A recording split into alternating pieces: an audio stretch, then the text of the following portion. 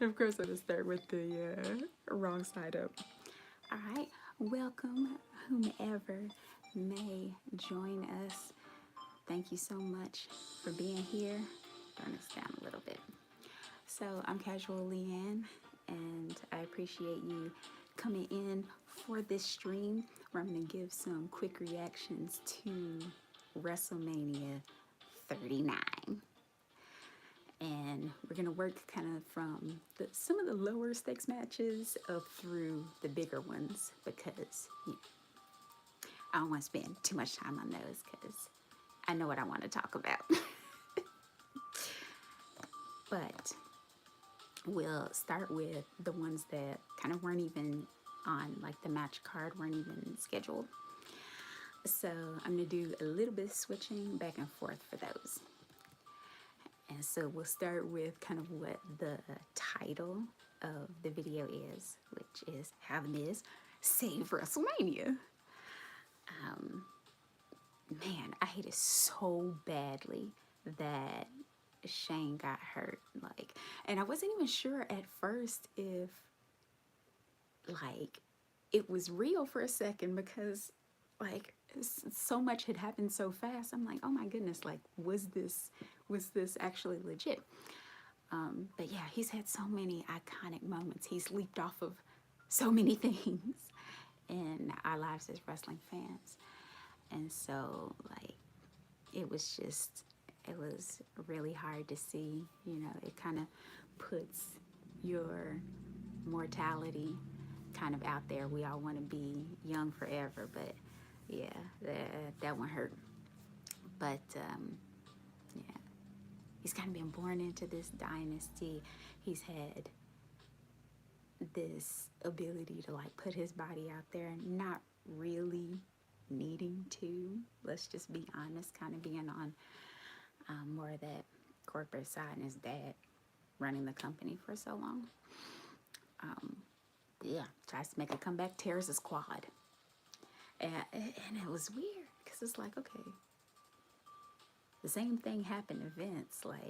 Is there some kind of genetic predisposition to people tearing their quads in this family? But yeah, anyway, so Miz, the referee, Jessica Carr, Snoop Dogg, they all collaborate on the spot. Snoop is Snoop, they allow him to be an entertainer. He gives Miz a couple of knockout punches, gives him the people's elbow, and Miz really took one for the team, and like it or not, he helped save that segment. And he's definitely been somebody that the company has been able to count on. But yeah, it was so cool to see them do that on the fly. I just hope this isn't the last in-ring segment of Shane's we actually see. All the celebrity junk. I mean, I don't mean to call it junk. But sometimes it felt like it. I'm definitely not talking about Logan Paul at all.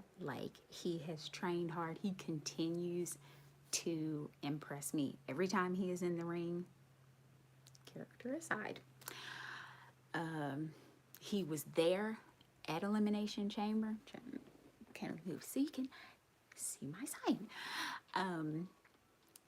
Yeah, he was there for Elimination Chamber. He cost Seth Rollins the United States Championship, kind of setting up this rivalry in just a perfect way. But some of these other guys, KSI showing up out of nowhere. I had no idea who that was. I'm not old, I promise. But I had no idea who KSI was. He's never been anywhere else. He's never shown up in any other segments running up to WrestleMania. The little dude from the 49ers in Pat McAfee's match. Where have you been? They're all these random people. And it was too much. If you're going to be a celebrity, and you're going to be in a WrestleMania match, you're going to be involved some sort of way, I want to see you beforehand. But anyway, it was great to see Pat McAfee back, though. Anytime that he's there, like, I'm happy to see him. But just like the other celebs, like the fact that he hadn't been there to do anything to set up a story, like there was no substance behind, oh, I'm just happy that Pat McAfee's here. So it was unfortunate in that regard, but still happy to see him. Okay, so now we'll kind of run down night 1 and night 2. So the United States Championship match. For my money, this didn't make Austin Theory look as good as I thought it was going to, and that I was hoping it was going to, because I was thinking he was going to be kind of more of a cunning heel, use some strategy, that sort of thing. It's okay if he wants to do whatever it takes to win, but the low blow thing, it just, I don't know, it seemed kind of lazy, like, you know, and he couldn't beat John Cena on his own, so it took a ref bump and a low blow. But but it was good that Theory did actually win. That's what needed to happen at this point. Braun Strowman and Ricochet versus the Street Profits and Alpha Academy versus the Viking Raiders. Sorry, there were so many teams in there. It was exciting all the way through. I was shocked that the Street Profits actually won. Like, they lose so often. It was like, you know, whoa, okay, all right. They're really putting on a show. They're showing what they can do. I need Montez Ford and Angelo Dawkins to be stars coming out of this. Tag team stars and single stars. Like, and I'm not gonna mention Marty Jannetty. I know that's always the go-to when it comes to comparisons, like who's gonna be the big star and who's not. But yeah, in hindsight, probably the only reason that they won is so they would look bigger and have like a little momentum coming off of that win, so they could face the new champions, KO and Sami Zayn, and, you know, not look like absolute goobers. Even though they lost that match too. But yeah, exciting match. Becky Lynch, Lita, and Trish Stratus versus Damage Control. This was about like I expected. I was worried about Lita all the way through. And Trish, because yeah, once they get to, you know, certain ages and whatnot, you know, you start accumulating a lot of injuries. You get a little bit worried. At least I do. But they did a great job. Becky did, you know, a lot of the work as I expected. Io and Dakota Kai as well. Bailey, I don't know. I'm still a little worried because it seems like she hasn't been quite the same since her return, since that final match with Bianca Belair. She got injured not too long after that and had to be out for about 9 months. It seems like she hasn't been the same in terms of physicality. So I hope she's all right. I think Damage Control as a team is about to be done, and I hope that Kai and Sky will still recover from that. So Seth Rollins and Logan Paul, it was fine. They were both incredibly athletic. Again, Logan Paul continues to amaze me. Seth Rollins, I was shocked he won, but I was happy about it. Seth Rollins needed to win. He did not need to be as good as Logan Paul is. He did not need to be losing to a celebrity. Seth Rollins has lost enough. I'm cool if Seth Rollins doesn't lose another match the rest of the year. That would be fine with me. And no matter how silly his character has gotten. Now, I want Seth to win more. And I know he's over. I know he's fine. still, I need him. I need him to win more. The silly celebrity stuff kind of turned me off a little bit, but and the timing, like everybody keeps raving about Logan's timing. It wasn't that great because you could see that KSI was obviously on the table before Logan jumped off of it, but it was still really good though. I'm not denying that, but yeah, glad Seth won. Rey and Dominic Mysterio. Whew. Such scrumptious entrances. Like, look, what do I do with my hand? Oh man, with the like Rey with the low rider and Snoop coming in to like Eddie Guerrero's music. Whew. Oh, my heart. And Dominic, like when I started seeing the clips, the package with all of the jail images. Apparently there was something from Auschwitz. I did not know that. They may have cut it out of the actual entrance, but played it like during the pre-show, I think. But seeing like the jail imagery, you know, obviously outside of that, like it just built him up so much as like this parody of a hardened criminal who spent like, you know, 5 minutes in jail.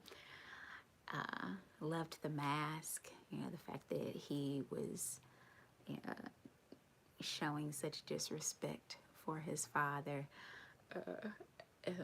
In watching the package, I'm like, hey, is he about to actually come out in the paddy wagon? And then he did. And like Goldberg'd it with like people just coming in and, like on either side of him. Like, this is a dangerous man who needs to be, like, the audience needs to be protected from. Just wild. Absolutely wild. It was the right finish. I was glad that Rey was able to get this kind of that perfect exclamation point on his Hall of Fame weekend, exactly the way it needed to be. It was extremely entertaining from, you know, the slap, all of the different spots. Dominic is a way better wrestler than people give him credit for. He's got it honest, as we say.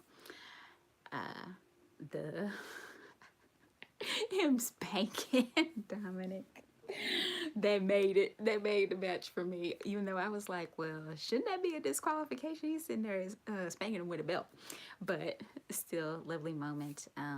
Bad Bunny was right there to, you know, yank the chain out of his hand and start the Judgment Day, you know, Bad Bunny, LWO, and so forth feud going into Backlash, which is in, I was getting ready to say Saudi Arabia. It's in Puerto Rico. I had to plug my laptop in.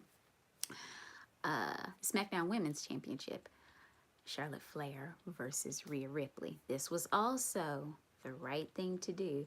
They were both magnificent from spot to spot. I cannot wait to see how this factors in with the rest of the Judgment Day feud, especially in light of what's happening with Triple H and the fact that now he's made this announcement about the draft. And I'm gonna try to see, since it looks like there's like maybe people coming in and out, I'm gonna see if there are any chats. If there are, I promise I'm not trying at all to ignore anybody. Okay, yeah. Sorry about that, but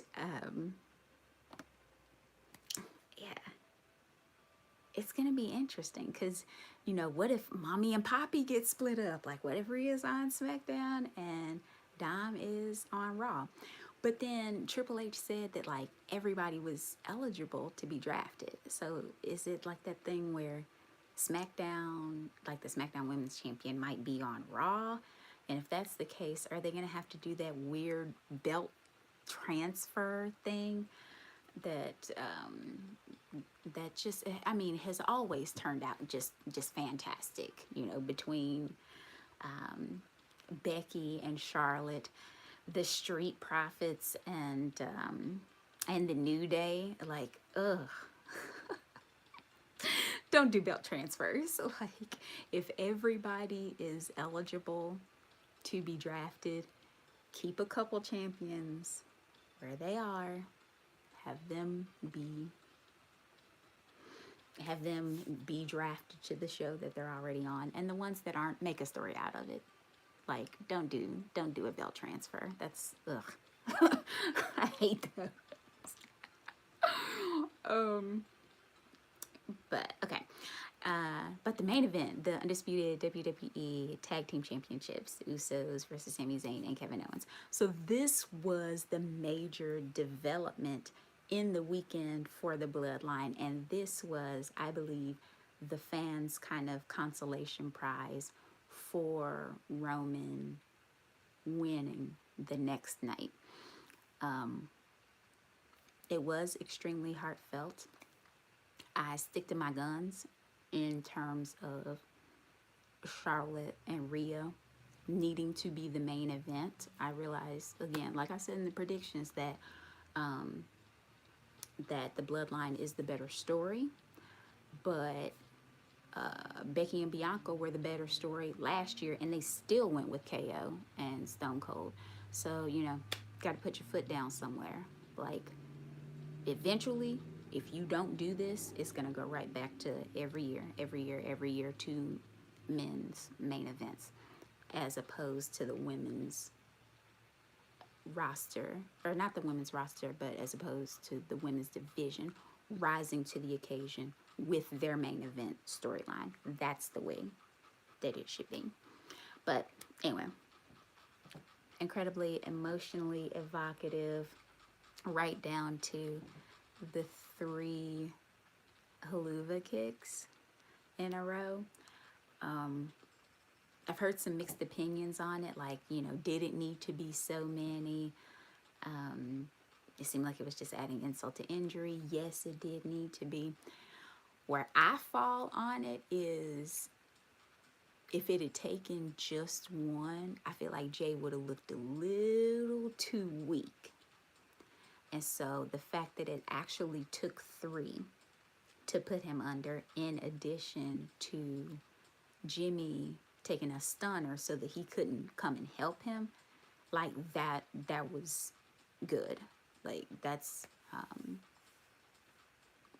showing that one is not gonna cut it.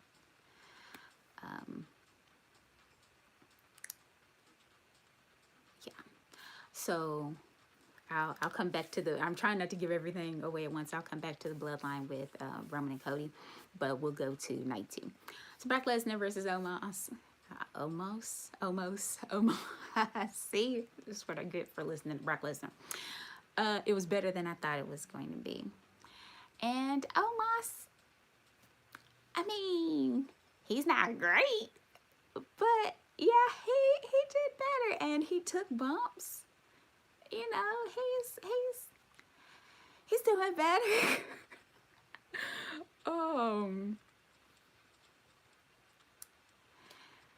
It was as short as I thought. I don't know. It was fine, I guess. But Liv Morgan, Raquel Rodriguez, Ronda Rousey, Shayna Baszler, Natalya, Shotzi, Chelsea Green, Sonya Deville. I hate to hear that Chelsea was suffering from a stomach bug. Like, oh my gosh, there's nothing like that. So I hope that she gets better. Like, the things that they endure, like wrestlers do, just like from the day to day, and still go out and absolutely, like, just tear it up every single time. It never ceases to amaze me. Their match was okay. Once again, showpiece for Ronda and Shayna. It's only a matter of time before they go on to beat I was going to say Trish and Lita and Becky, and become tag team champions. Okay, all right, fine. I want Raquel to be in the LWO. Once this tag team stuff, the Frankenstein teams with she and Liv Morgan, once that's done, she needs to be in the LWO. That way, they have a physical match for Rhea in the Judgment Day feud. This needs to happen. Yes, it does. Like, give Big Mommy Cool something to do other than smile and show her back. Give her something. Yeah, Raw Women's Championship. Bianca Belair and Asuka. Oh my gosh. So, again, my heart. The Divas of Compton, their performance, like, oh, it was absolutely extraordinary. And like, they're on top of it, like perfectly in sync. Obviously, we didn't find out until later that the contortionist, the little girl, like her mother, had passed away that day. And she still was able to do what she did at that young age and have like this incredible moment with Bianca that is never going to come about again, or won't be the same, at least. Like, that's going to be a once in a lifetime moment. It's awful that it came in the face of such tragedy, but wow, like, she and Bianca both, and the Divas of Compton, like, they have my out and out respect. Like, I tip my bonnet to them, because that was extraordinary.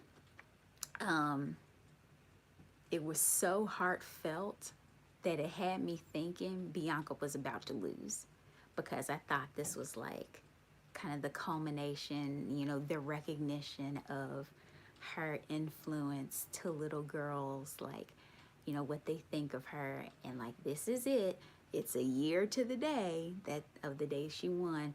Asuka's about to win.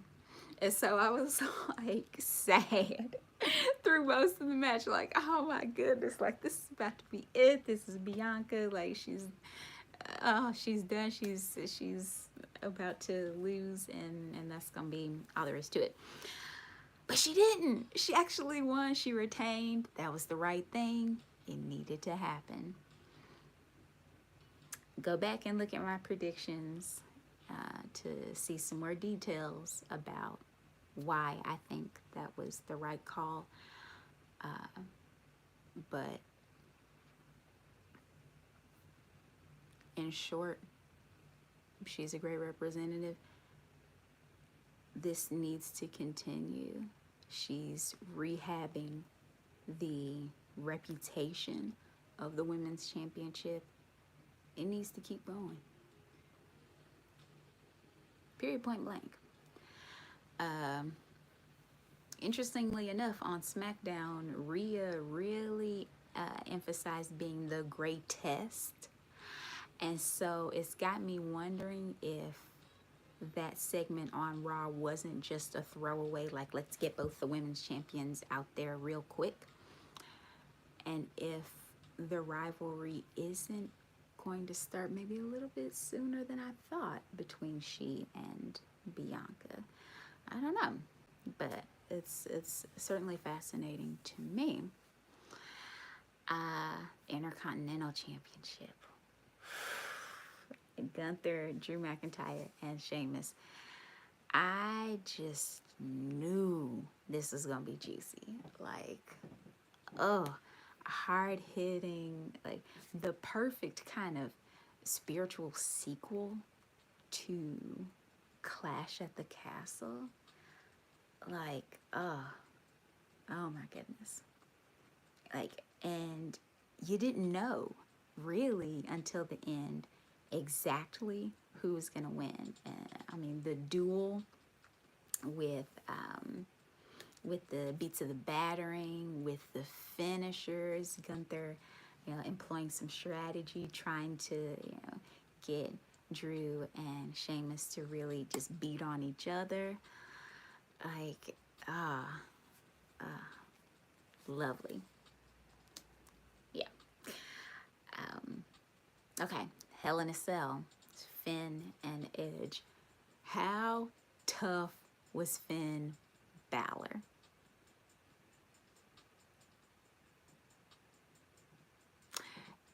This man got hit in the face with a ladder, busted open, like to the point where, hey, the refs got gloves on.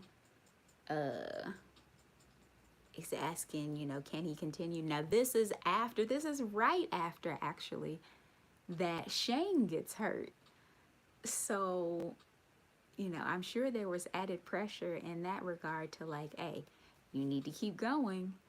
Like, I mean, like internal pressure, not from the referee. Man, the man is tough. New levels of respect for Finn Balor. And then we found out today on SmackDown, assuming that is the truth. I haven't seen on social media. But Finn said that he had 14 staples in his head from that match. And really, it looked like his forehead was still discolored. So I believe it. And he still went out there, finished that match. The one spot that really pops into my head, especially in terms of perfect timing, was the coup de grace into the table. He's aiming for Edge, and then in mid-air, Edge like rolls off the table and Finn crashes into it. Whew. Lovely stuff. But yeah, they did not hold back on anything. Him getting hit in the forehead kind of added to the drama and spectacle of it all. You never want people to get hurt, obviously. Him pushing through it kind of, in a way, added to that idea of the demon character and the no selling and all those things, but obviously with added realism that only comes from that sort of sacrifice. So really good stuff. All right. Undisputed WWE Universal Heavyweight Championship. Okay. Roman and Cody. I'll just speak to how fantastic the match was before I go into the story. And I won't go long on that, but so many near falls, so many 2.99999 repeating, going on forever, shoulder ups, it was the main event for a reason. And then there were so many character dynamics in there. You knew the Usos were going to interfere at some point. You knew Solo was going to interfere at some point. But they all had so much they stood to lose. And Cody as well, with that internal pressure to finish the story, to finally gain that championship that his father never had, to prove that, everything, the legacy, Stardust, Dashing Cody Rhodes, the American Nightmare, all of it has been leading to this moment. You felt all of that, in their faces, in all of the spots, it was there, and it was compelling from beginning to end. I was mad, but not like what you might think about.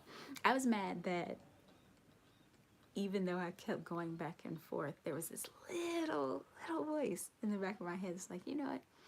Roman might win though. But when I ended up doing predictions, I let myself kind of be persuaded that Cody was going to be the one to take it, especially by Roman saying he didn't care if people acknowledged him or not. That sounded strange to me. Sounded like someone knew was about to happen.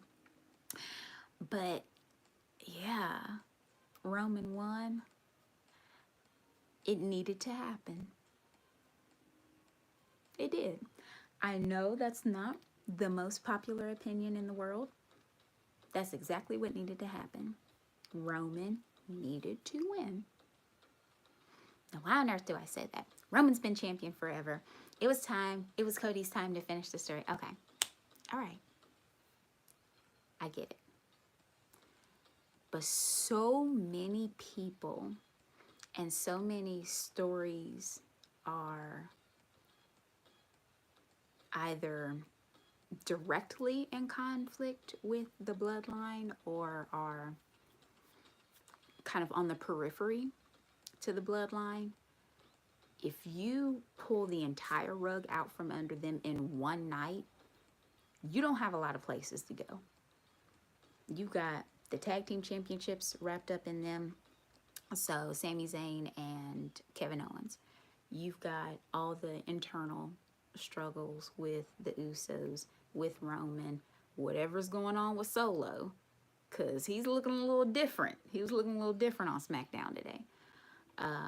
Paul Heyman, Cody Rhodes, and Brock Lesnar, because there's something going on. I don't care what Paul Heyman says. He knew Brock Lesnar was going to be there, and he probably knew he was going to turn on Cody on the Raw after Mania. There is so much that's tied into the bloodline. Even Matt Riddle now, he's involved. So if you bust up the entire bloodline in one night, you are pulling down with it a good portion of the company without having another major story to bring in. Not good. Not good at all. This was the latest chapter. The Usos not being tag team champions anymore. Roman didn't need to lose too. And again, I still say, you know, Cody's great. He's fantastic. Jay needs to be the one to take Roman down. And it needs to be for the championship. And as I was also saying, if that happens, that is a means for the belts to be broken up. You know, Jay, Jimmy, they're both great promos. They're fantastic. You can have Jay cut a promo on Cody. Like, okay, you want to finish the story? I'm not like my cousin. I'm not out here running. You want a rematch? You can have a match for a title with me. But you want your daddy's belt so badly? That's the only one I'm putting on the line. You can have a shot for the WWE Championship, and that's it. And then, of course, Cody beats him, and Cody becomes the champion on Raw, and Jimmy stays the champion on SmackDown. And then after that, you know, he can be a transitional champion, or he can be a longer-term champion. But if he's going to be a babyface, it'll probably be kind of a shorter reign. Babyfaces win championships, heels keep them. Sorry about that. But yeah, I know it's not a popular opinion, but Roman needed to win, and it was the right decision to keep him champion for now. But they better come up with something quick, because they still need a full-time champion. I want to see some title defenses on television. Like, I miss those days. It makes TV feel more important. Like, yeah. But you have the whole bloodline busted up in one night. It's like, I don't know. It's like if on You, Joe was in love with Beck and Marianne and Love all in one season, and they all ended up dead by the end of the season. It doesn't work. It's too much. It's you gotta spread it out. You gotta let the story breathe and develop. And so Roman's day of reckoning is coming. I don't know if it's at the hands of Cody or not, but for now, still the champion, just like it needs to be. But thank you, whomever may have been in and out. I did see a couple of views. I really appreciate that. If you come by later and see the stream, please feel free to put your comments down, or your thoughts down in the comments, and I will respond to each and every one of them. I am so appreciative of anybody who stops by the channel, who gives two hooties about anything I think about wrestling. I've always been kind of more from the casual fan perspective. I don't have all the encyclopedic knowledge about wrestling and everything that's going on. I love it. I love to talk about it. It's the Casualeann. So when you put your thoughts down, it's a very non-judgmental space. You know, nobody's gonna be throwing shade at you or anything like it. You got something, your own thoughts about what's going on, hey, put them down. But yeah, subscribe, enable notifications so you know when new videos come out. I want to start posting more often again, but if I'm not able to do anything else, I at least like to put out pay-per-view predictions. But I love you guys so much, and I hope that you have a wonderful rest of your night. Bye. Bye. Bye. Bye. Bye.